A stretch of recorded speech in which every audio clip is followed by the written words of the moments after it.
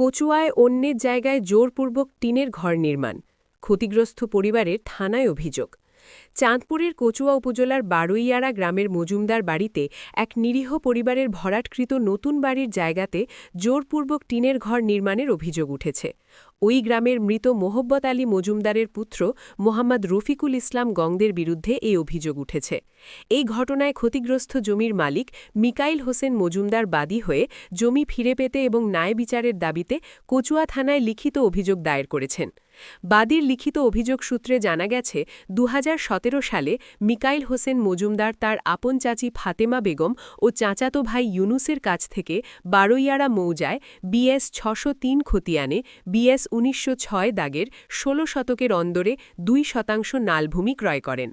পরবর্তীতে তিনি ওই জায়গা ২০২৪ সালে মাটি দিয়ে ভরাট করে ঘর নির্মাণের প্রস্তুতি নিলে তার চাচাতো ভাই ওই জমি ফেরত চেয়ে জোরপূর্বক প্রভাব খাটিয়ে টিনের ঘর নির্মাণ করেন।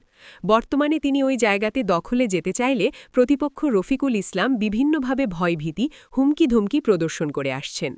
তিনি আরও বলেন, আমি আমার জায়গা ফেরত পেতে এবং আমার অসহায় পরিবারের নিরাপত্তা পেতে কচুয়া উপজেলা প্রশাসন সহ এলাকার সকলের সহযোগিতা চাই।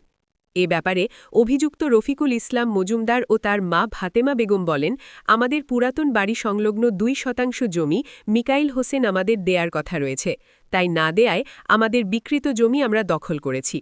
এদিকে ক্ষতিগ্রস্ত পরিবারের পক্ষ থেকে থানায় অভিযোগ দায়েরের পর বুধবার ঘটনাস্থল পরিদর্শন করেছেন কচুয়া থানা পুলিশ।